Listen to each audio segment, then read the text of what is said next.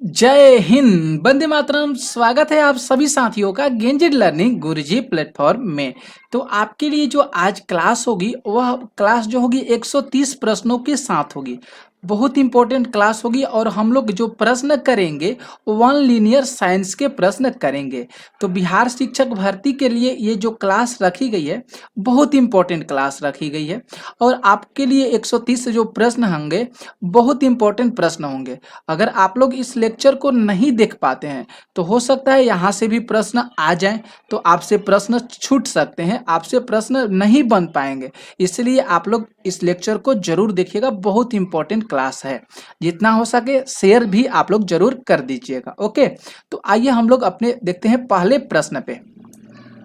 यहाँ पे जो पहला प्रश्न कर है कि चुंबकीय सुई किस तरफ संकेत करती है। मतलब कहने का इसका कहा नाम है कि चुंबकीय सुई किस दिशा की ओर संकेत करती है। तो याद रखिएगा, चुंबकीय सुई जो है उत्तर दिशा की ओर संकेत करती है। याद हो जाएगा। दूसरे प्रश्नों को देखिए कि ट्रांसफार्मर क्या है। ट्रांसफार्मर क्या है? तो ट्रांसफार्मर जो है एसी वोल्टेज को घटाने और बढ़ाने में काम करता है।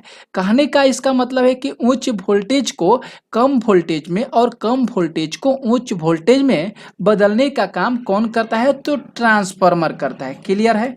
आगे देखते हैं तीसरे प्रश्न पे। तीसरा जो प्रश्न है कि ट्रांसफार्मर जो है किस सिद्धांत पर आधारित है, किस सिद्धांत पर कार्य करता है? तो विद्युत चुंबकीय प्रेरण के सिद्धांत पर कार्य करता है। ट्रांसफार्मर किस सिद्धांत पर कार्य करता है? तो विद्युत चुंबकीय प्रेरण के सिद्धांत पर कार्य करता है।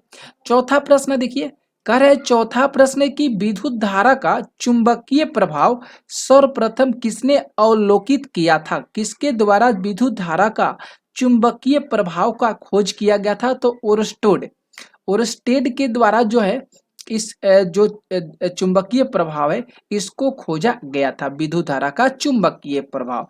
पांच प्रश्न है कि ध्रुवों का नमन कोण का मान कितना होता है? तो 90 डिग्री होता है। कितना होता है दोस्तों? तो 90 होता है। 6 प्रश्नों को देखिए। 6 जो प्रश्न है कि मुक्त रूप से लटकी चुंबकीय सुई का अक्ष भौगोलिक अक्ष के साथ कितने डिग्री के कोण पर बनता है? तो कितने डिग्री कोण है? तो 18 डिग्री के साथ जो है ये भौगोलिक अक्ष के साथ कोण बनता है। कितना डिग्री? तो 18 डिग्री। 7 जो प्रश्न है कि मुक्त रूप से निलंबित चुंबकीय सुई किस दिशा में टिकती है? तो उत्तर से दक्षिण दिशा में टिकती है। कौन सी दिशा में टिकती है? तो उत्तर से दक्षिण दिशा में टिकती है। इसके बाद देखते हैं 8 जो प्रश्न है कि चुंबकीय कंपास की सुई किस ओर इंगित करती है, किस दिशा की ओर इंगित करती है? तो उत्तर से दक्षिण दिशा की ओर इंगित करती है। कौन कौन सी दिशा की ओर इंगित करती है? तो उत्तर से दक्षिण दिशा की ओर इंगित करती है। आगे देखते हैं 9 प्रश्न पे। 9 जो प्रश्न है कि चुंबकीय पदार्थों जैसे लोहा, निकिल, कोबाल्ट आदि को आकर्षित करते हैं और प्रतिकर्षित करते हैं। कौन से पदार्थों को? तो प्रति चुंबकीय पदार्थों को ये क्या करते हैं? आकर्षित भी करते हैं, आकर्षित भी करते हैं और प्रतिकर्षित भी करते हैं। 10 प्रश्न है कि विषुवत रेखा पर नति कोण का मान कितना होता है? तो 0 डिग्री होता है। कितना होता है? तो 0 डिग्री होता है। 11 प्रश्न है कि एक समान चुंबकीय क्षेत्र में बल रेखाएं होनी चाहिए एक दूसरे के समानांतर। तो वहां पे जो होगा विद्युत जो होगा अचुंबकीय होगा कौन सा? तो यहाँ पे जो तांबा हो रहा है यह बिल्कुल सही हो रहा है, तांबा। याद करिएगा, तांबा होगा। 12 प्रश्न है कि चुंबकीय यामोत्तर और भौगोलिक यामोत्तर के बीच का कोण को क्या कहते हैं? तो चुंबकीय दिक्पात के नाम से जाना जाता है। चुंबकीय दिक्पात के नाम से जाना जाता है। 13 प्रश्न है कि एक स्वतंत्र रूप से लटका हुआ चुंबक सदैव ठहरता है तो दक्षिणी दिशा में ठहरता है। कौन सी दिशा में ठहरता है? सदैव लटका हुआ चुंबक तो दक्षिणी दिशा में ठहरता है।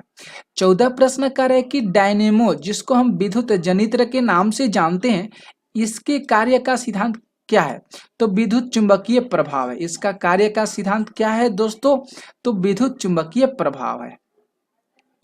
15 जो प्रश्न है कि यदि किसी चुंबक का तीसरा ध्रुव हो और तीसरा ध्रुव क्या कहलाता? मतलब किसी भी चुंबक का अगर मान लेते हैं उसका तीसरा ध्रुव हो गया तो उसे कोई किस चुंबक के नाम से पुकारा जाएगा तीसरे ध्रुव को, तब परिणामी ध्रुव के नाम से उसको पुकारा जाएगा। 16 प्रश्न है कि विद्युत पृथ्वी एक बहुत बड़ा चुंबक है, इसका चुंबकीय क्षेत्र किस दिशा में विस्तृत होता है? तो दक्षिण से उत्तर दिशा में इसका जो चुंबकीय क्षेत्र होता है वह क्या होता है? विस्तृत होता है। 17 देखते हैं प्रश्न पे। 17 प्रश्न है कि लोहा का क्यूरी ताप कितना होता है? तो 780 डिग्री सेल्सियस होता है। लोहा का क्यूरी ताप कितना होता है? तो 780 डिग्री सेल्सियस होता है। और लोहा का संकेत क्या होता है? तो लोहा का संकेत एफ ही होता है। कितना होता है दोस्तों संकेत इसका? तो एफ ही होता है। 18 प्रश्न है कि चुंबकीय क्षेत्र का मात्रक क्या होता है? तो चुंबकीय क्षेत्र का मात्रक गॉस होता है। क्या होता है दोस्तों? तो चुंबकीय क्षेत्र का मात्रक गॉस होता है। 19 प्रश्न पे देखिए। 19 प्रश्न है कि यदि एक चुंबक को दो भागों में विभक्त कर दिया जाए तो दोनों जो भाग होंगे वह अलग अलग पृथक हो जाएंगे, पृथक चुंबक वहां पे बन जाएगा। 20 प्रश्न है कि किसी चुंबक की आकर्षण शक्ति सबसे अधिक कहाँ पे होती है? तो दोनों किनारे पे होती है। अगर मान लेते हैं ये गोलाकार का चुंबक हो गया, इसको बीच में से हमने काट दिया तो एक भाग इधर हो गया और एक भाग इधर हो गया, तो दोनों किनारे, ये जो किनारा हो गया, ये दोनों किनारा, यहाँ पे जो चुंबक की आकर्षण शक्ति होती है सबसे ज्यादा होती है। और सबसे कम कहाँ पे होती है? तो यह मध्य जो भाग होता है चुंबक का, यहाँ पे जो है इसकी आकर्षण शक्ति सबसे कम होती है। देखिए 21 प्रश्न आ गया वैसा ही प्रश्न, किसी चुंबक की आकर्षण शक्ति सबसे कम कहाँ पे होती है? तो उसके मध्य भाग में आकर्षण शक्ति सबसे कम होती है। 22 प्रश्न है कि अस्थाई चुंबक बनाए जाते हैं तो अस्थाई चुंबक इस्पात के बनाए जाते हैं। 23 प्रश्न है कि अस्थाई चुंबक किसके बनाए जाते हैं? तो अस्थाई चुंबक नर्म लोहे के बनाए जाते हैं और अस्थाई चुंबक इस्पात के बनाए जाते हैं। 24 प्रश्नों को देखते हैं। 24 प्रश्न है कि तांबा मुख्य रूप से विद्युत चालन के लिए प्रयोग किया जाता है। क्यों प्रयोग किया जाता है? क्योंकि यहाँ पे विद्युत प्रतिरोधकता जो है सबसे कम मतलब निम्न देखने को मिलती है। 25 प्रश्न है कि शुष्क सेल क्या है? शुष्क सेल जो है प्राथमिक सेल कहा जाता है। शुष्क सेल को प्राथमिक सेल कहा जाता है। शुष्क सेल के मतलब होता है बैटरी। शुष्क सेल के मतलब क्या होता है दोस्तों? तो बैटरी होता है। 26 प्रश्नों को देखिए। लोहे के ऊपर जिंक की परत चढ़ाने की जो प्रक्रिया होती है उसको गैल्वेनाइजेशन के नाम से जानते हैं। किस नाम से जानते हैं? तो गैल्वेनाइजेशन के नाम से। 27 प्रश्न है विद्युत उपकरण में अर्थ जो होता है इसका काम क्या होता है? तो सुरक्षा के लिए हम लोग उपयोग करते हैं। जैसे घर में हम लोग अर्थिंग देते हैं ना, उसी के लिए हम लोग जो है सुरक्षा उपकरण के लिए उस अर्थ का प्रयोग करते हैं। एक गर्म तार अपना पोल से लाते हैं, एक घर में जो होता है जमीन के अंदर करते हैं, तब जाकर हम यहाँ पे बल्ब को जला सकते हैं। तो इससे यहाँ पे किसी प्रकार की हानि नहीं होती है। आगे देखते हैं 28 प्रश्न। 28 प्रश्न है कि यदि किसी तार की त्रिज्या आधी कर दी जाए तो उसका प्रतिरोधकता जो होता है, प्रतिरोध जो होता है 16 गुना हो जाता है। कितना गुना हो जाता है? तो 16 गुना हो जाता है। 29 प्रश्न कह रहे हैं कि एक सामान्य शुष्क सेल में विद्युत अपघट्य होता है तो वह होता है अमोनियम क्लोराइड होता है। कौन सा होता है? तो अमोनियम क्लोराइड होता है। 30 प्रश्न है शुष्क सेल जिसको बैटरी के नाम से जानते हैं किनका विद्युत अपघट्य के रूप में प्रयोग किया जाता है? तो विद्युत अपघट्य के रूप में अमोनियम क्लोराइड और जिंक क्लोराइड को प्रयोग किया जाता है। अमोनियम क्लोराइड और जिंक क्लोराइड का प्रयोग किया जाता है। 31 प्रश्न कर है कि किरचॉफ का धारा नियम किस पर आधारित है? तो ऊर्जा संरक्षण पर आधारित है। किरचॉफ का जो धारा नियम है ऊर्जा संरक्षण नियम पर आधारित है। 32 प्रश्न है कि 1 वोल्ट विभवांतर द्वारा त्वरित होने पर एक इलेक्ट्रॉन जितनी ऊर्जा प्राप्त करती है उसे क्या कहा जाता है? तो उसे 1 इलेक्ट्रॉन वोल्ट के नाम से जाना जाता है। किस नाम से जाना जाता है? तो 1 इलेक्ट्रॉन वोल्ट के नाम से जाना जाता है। 33 प्रश्न है कि जब साबुन का बुलबुला आवेशित किया जाता है तब यह जो होता है सभी जगह फैल जाता है। जहाँ बाल्टी लेते हैं, बाल्टी में अगर हम साबुन को डाल देते हैं तो उसका जो बुलबुला होता है उस बाल्टी के चारों ओर फैल जाता है। 34 प्रश्न है कि डायनेमो एक मशीन है जिसका काम क्या है? तो उच्च वोल्टेज को निम्न वोल्टेज में बदलना डायनेमो का काम है। 35 प्रश्न है कि स्थिर वैद्युत अवक्षेपित का प्रयोग किसे नियंत्रित करने के लिए किया जाता है? तो वायु प्रदूषक के रूप में इसको नियंत्रित करने के लिए किया जाता है। 36 प्रश्न है कि ट्रांसफार्मर किससे काम करता है? तो यह जो है ट्रांसफार्मर केवल प्रतिवर्ती धारा से काम करता है।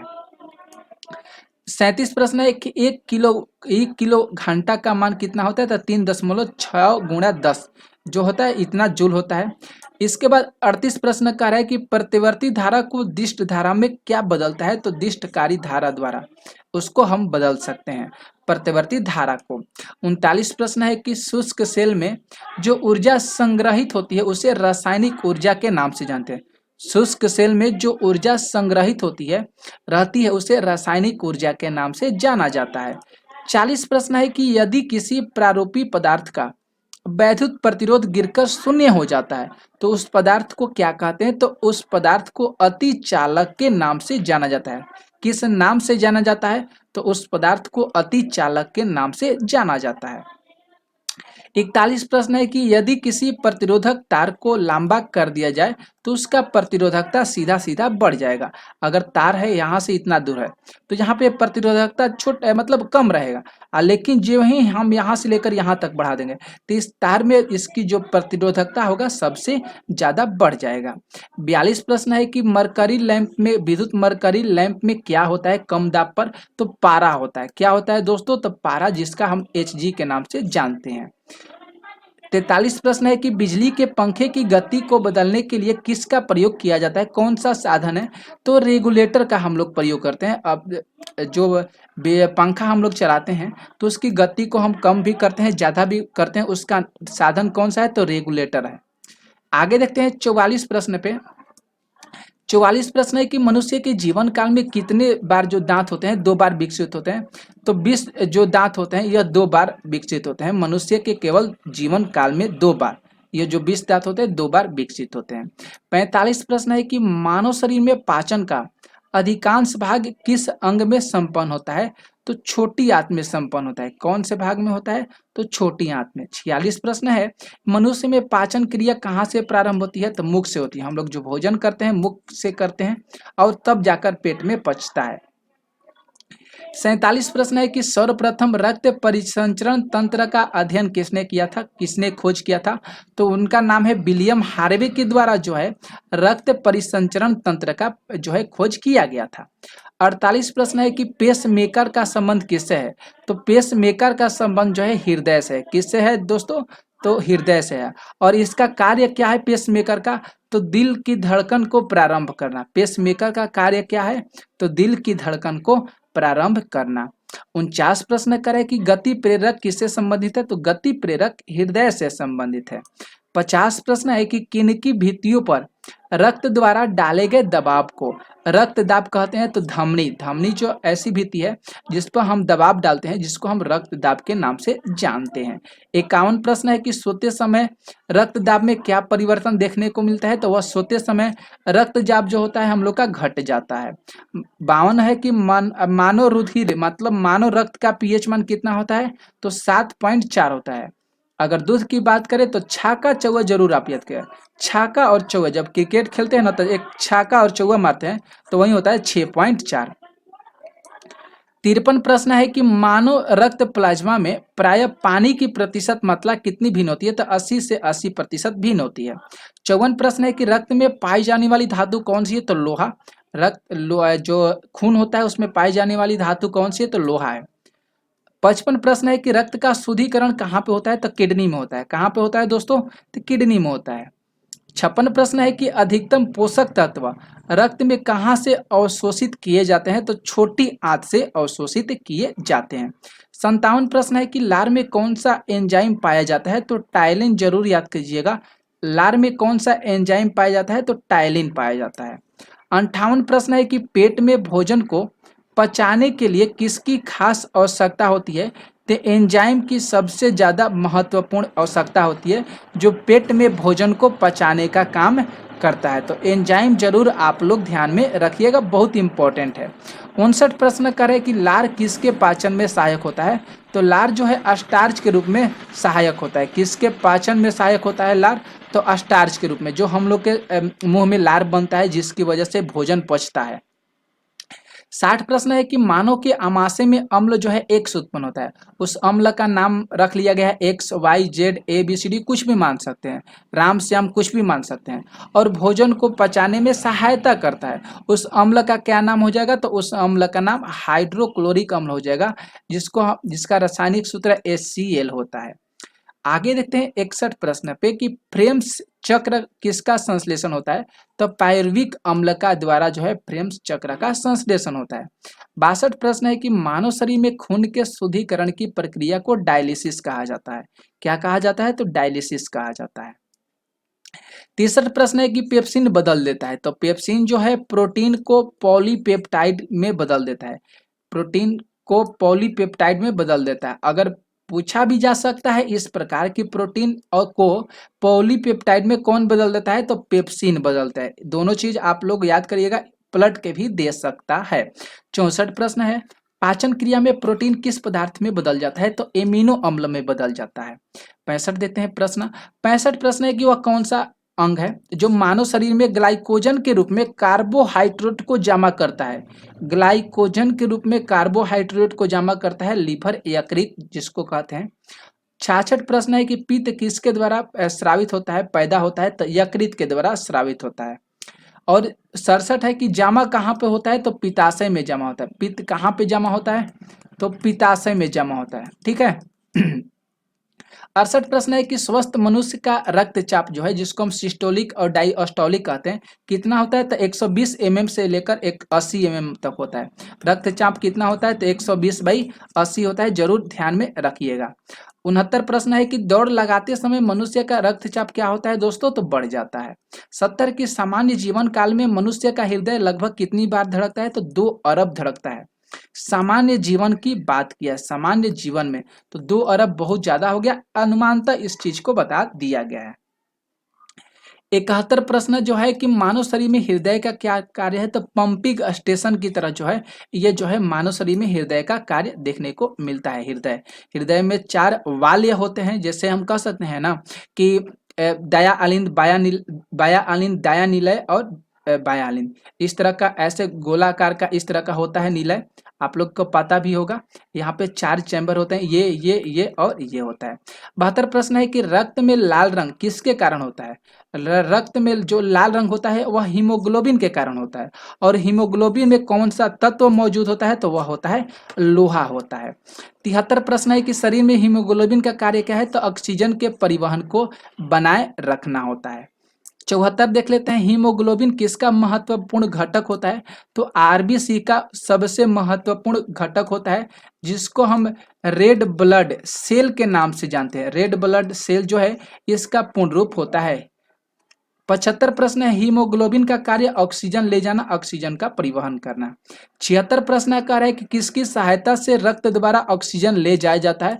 तो लोहित कोशिकाओं के माध्यम से रक्त द्वारा ऑक्सीजन को ले जाया जाता है। 77 प्रश्न है कि जब कोई बाहरी पदार्थ मानव रुधिर प्रणाली में प्रविष्ट होता है तो प्रतिक्रिया कौन सा वहां पे आरंभ देखने को मिलता है? तो WBC की जो प्रक्रिया है वहां पे देखने को मिलता है, जिसको हम व्हाइट ब्लड सेल के नाम से जानते हैं। व्हाइट ब्लड सेल इसका पूर्ण रूप है, जरूर याद करिएगा। आते हैं 78 प्रश्न कह रहा है कि लाल रक्त कणिका जिसको आरबीसी कहते हैं कहाँ उत्पन्न होता है? तो अस्थि माजा में उत्पन्न होता है। कहाँ उत्पन्न होता है दोस्तों? तो अस्थि माजा में होता है।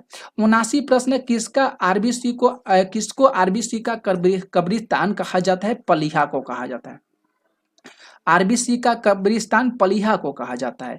80 प्रश्न है कि मनुष्य की लाल रक्त कोशिकाओं का जीवन काल कितना होता है? तो 120 दिन का होता है। 81 प्रश्न है कि पचे हुए भोजन में मौजूद विषैले पदार्थ का कौन सा अंग चूषण करता है? तो वह होता है यकृत करता है। कौन सा अंग चूषण करता है दोस्तों? तो वह है एक यकृत। ओके, 82 प्रश्न कह रहा है कि मानव शरीर में लाल रक्त कण का निर्माण कहाँ पे होता है, तो अस्थि मज्जा में होता है। 83 प्रश्न है कि लाल रुधिर कणिकाओं का उत्पादन किसके द्वारा भी होता है, तो अस्थि मज्जा के द्वारा ही होता है। 84 प्रश्न है कि उच्च उतांश पर मानव शरीर में आरबीसी की संख्या क्या होती है, बढ़ती है कि घटती है, तो वहां पे बढ़ेगी। क्या होगी, उच्च जो उतांश होगा वहां पे आरबीसी की संख्या बढ़ेगी। 85 प्रश्न है कि सफेद रक्त कण का मुख्य कार्य क्या है, तो रोग प्रतिरोधक क्षमता को क्या करना, बढ़ाना, इसको धारण करना। देखिए 86 प्रश्न पे आते हैं। 86 नंबर जो प्रश्न यहाँ पे दोस्तों कह रहा है कि मनुष्य में मेरुदंड से कितनी जोड़ी तंत्रिका निकलती है, तो 31 जोड़ी निकलती है। कितनी जोड़ी तंत्रिका निकलती है दोस्तों, तो 31 जोड़ी। 87 प्रश्न है कि प्रतिवर्ती क्रियाओं का नियंत्रण केंद्र कहाँ पे होता है, तो कशेरुक रज्जु में होता है। कहाँ पे नियंत्रण केंद्र होता है दोस्तों, कशेरुक रज्जु में होता है। 88 प्रश्न है कि स्तनधारी जो है किसमें यूरिया बनाते हैं, तो यकृत में जो है उलो का यूरिया बनता है। 89 प्रश्न है कि मानव शरीर में सबसे छोटी अंतःस्रावी ग्रंथि कौन सी है, तो अवटु ग्रंथि है। कौन सी है, तो अवटु ग्रंथि है। 90 प्रश्न है मूत्र का पीला रंग किसकी मौजूदगी के कारण जो है पीला होता है, तो यूरोक्रोम के कारण जो है मूत्र का पीला रंग होता है। 91 प्रश्न है कि गुर्दे का कार्यात्मक यूनिट क्या है, तो नेफ्रॉन है। क्या है, तो नेफ्रॉन है। 92 प्रश्न है कि किसकी कुछ संक्रिया के कारण मानव शरीर में मिक्सिडीमा होता है, तो अवटु ग्रंथि के कारण जो है मानव शरीर में मिक्सिडीमा देखने को मिलता है। 93 प्रश्न करे कि मानव शरीर के भीतर खून किसकी उपस्थिति के कारण नहीं जमता है, तो हिपेरिन के कारण जो है मानव शरीर में खून जो है नहीं जमता है। 94 प्रश्न है कि रुधिर के प्लाज्मा में किसके द्वारा एंटीबॉडी निर्मित होती है, तो लिम्फोसाइट के कारण जो है यहाँ पे जो है एंटीबॉडी निर्मित होती है। 95 प्रश्न है कि एंटीजन, जिसको हम प्रतिजन के नाम से जानते हैं, ये एक ऐसा पदार्थ है जो प्रतिरक्षा के निर्माण को बढ़ावा देता है, प्रतिरक्षा प्रणाली को बढ़ावा देता है। 96 प्रश्न है कि आयोडीन युक्त हार्मोन कौन सा है, तो थायरोक्सिन है। 97 प्रश्न है कि मानव के श्वेत रक्त कणों का व्यास कितना है, तो लगभग 0.07 mm होता है। कितना होता है, तो 0.07 mm होता है। 98 प्रश्न है कि अपोहन का प्रयोग किस क्रिया को पूरा करने में होता है, तो ब्रिक को। किसको, तो ब्रिक को पूरा करने में होता है। 99 प्रश्न है कि संवेदन किसके लिए महत्वपूर्ण है, तो शरीर के तापमान को भी नियंत्रित करने के लिए जो है संवेदन सबसे महत्वपूर्ण होता है। 100 प्रश्न है कि सामान्य निषेचन होता है, तो गर्भाशय में होता है। 101 प्रश्न है कि एम्ब्रियोसेंटोसिस एक तरीका है जो भ्रूण के लिंग को बताता है। 102 प्रश्नों को देखते हैं। 102 प्रश्न है कि मानव शरीर में रक्तचाप नियंत्रित होता है, तो अधिवृक्क ग्रंथि से होता है। 103 प्रश्न देखिए, जीवन रक्षक हार्मोन किस ग्रंथि से स्रावित होता है, तो एंड्रिनल ग्रंथि से जीवन रक्षक हार्मोन स्रावित होता है। 104 प्रश्न है, मानव शरीर की किस ग्रंथि को मास्टर ग्रंथि के नाम से जाना जाता है, तो पीयूष ग्रंथि को मानव शरीर की मास्टर ग्रंथि के नाम से जाना जाता है। 105 प्रश्न है कि मनुष्य की शरीर की सबसे छोटी ग्रंथि पिट्यूटरी ग्रंथि है। 106 प्रश्न है कि गर्भाशय में शिशु के विकास की जानकारी हेतु किसका प्रयोग किया जाता है, किस यंत्र का प्रयोग किया जाता है, तो अल्ट्रासाउंड किया जाता है, तब जाकर पता चलता है गर्भाशय में शिशु कैसा है, शिशु जो है मतलब बच्चा है कि बच्ची है, शिशु कैसा है, अच्छा है कि स्वस्थ है, मतलब बीमार है, सब पता चल जाता है। 107 प्रश्न है कि भ्रूण के विकास के लिए किस अंग के द्वारा खाद्य पदार्थ की जो है पूर्ति की जाती है, तो बीजांड के माध्यम से खाद्य पदार्थ की पूर्ति की जाती है। 108 प्रश्न है स्त्रियों की नसबंदी को क्या कहा जाता है, तो ट्यूबेक्टोमी कहा जाता है। जरूर याद करिएगा, मुख्य है ट्यूबेक्टोमी कहा जाता है। 109 प्रश्न है कि गाय और भैंस के थनों में दूध उतारने के लिए किस हार्मोन की सुई लगाई जाती है, तो ऑक्सीटोसिन जो हार्मोन है इसकी सुई लगाई जाती है, जिससे दूध उतर जाता है।